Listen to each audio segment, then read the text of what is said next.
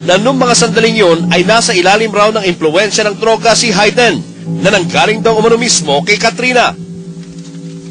Ano yung frame of mind ni Hayden nung ginagawa niya itong mga video na ito? Was he under the influence of drugs or paano? Anong I understand that he was, according to him. Drugs provided by Miss Salili herself. Binigyan siya ng drugs? Yes, that is what he is saying. Sabi ko, ano bang drugs yan? He said this is ecstasy. I'm not saying that the drugs vitiated his knowledge, that he did not know what he was doing. I'm only saying that during the occasion of this sex video, he recalls. But this was, remember, this was 2 years before. When he was in the habit, no? He's clean now. Ganun pa man, sa kaso raw na ito, ng pagpapakalat ng mga itinuturing na pribadong video, nililinaw ni Attorney Capulan na hindi lang si Katrina ang naging biktima, kundi maging si Dr. Hayden rin daw. There are 2 individuals there. To me, the issue here is not only pornography. The issue here is exploitation. And if there are 2 individuals there, and the people who are exploiting this video, there are 2 individuals there who are wronged. And it is not only Miss Halili, it is Hayden as well, who is the other individual in that sex video.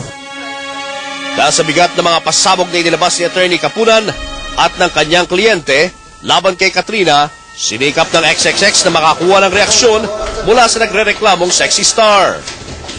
Pero hanggang sa mga sandaling ito, walang sumasagot sa landline o ni cellphone ni Katrina at maging ng kasamahan nitong si Omar. Ayoko nang maulit yung mga... Habang hindi patiyak kung saan aantong ang usaping ito, ang malinaw ngayon ay talagang patuloy ang pagkalat ng mga sex scandal video ni Dr. Ko sa internet man, sa cellphone, at maging sa pamamagitan ng piniratang VCDs at DVDs.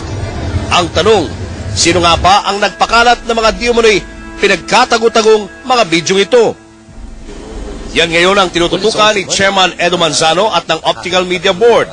Sa tulong raw kasi ng isang confidential na informante, natulungan raw nila na may lalabas niyang sex video ni Dr. Hayden Ko at ng ilang kababaihang taga-showbiz. Sa investigasyon ng OMB, nakalap na isang lalaki raw ang nagbebenta ng naturang mga sex video sa mga producers ng pirated DVD sa halagang 2 milyong piso. Dahil sa impormasyong ito, napagtanto nila na posibleng amateur sa industriya ng pamimirata ang nagbebenta ng sex video. Yung nagtitinda, hindi niya alam yung patakaran eh.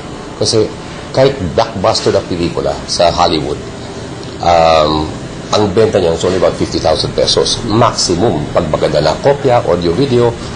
And apparently, we also received information na kung sino ang nagfo-fraud doon, our asset.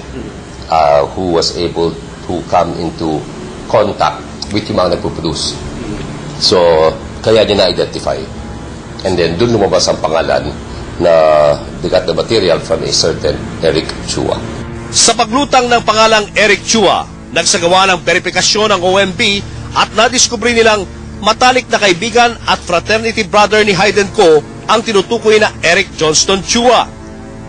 Ayon pa raw sa source ni Chairman Manzano, ang pagkakasira umano ng magkakaibigan ang posibleng dahilan kung bakit pinakalat ang naturang mga sex video. Doon nagsimula si grudge sa galit, sa sama ng loob, and apparently it looks like ang napagitna si Miss Halili. Kinumpirma rin daw sa kanila ng aktres na si Katrina Halili na kilala niya si Chua. I asked Miss Halili kung kilala niya. Ang sabi niya, yes, I know an Eric Chua. Sinubok noon ng ABS-CBN News team na hanapin ang tinuturong nagkalat ng sex video na si Eric Johnston Chua upang hingan sana siya ng panig. Subalit nang matunto na ang lugar na sinasabing kinaroroonan ni Chua, nabigo ang news team na siya'y makaharap at ma-interview. At habang hindi pa nga natutunton at napapatunayan kung sino ang nagpakalat ng mga sex video ni Dr. Ko, patuloy naman ang pagsamantala ng ilan sa pagbebenta ng mga kopya ng naturang mga kontrobersyal na video. Isang spy camera ang asset ng aming pinakawalan upang subukang bumili ng bidyong aming pakay. Kano po yan? Kano ba itong tawad?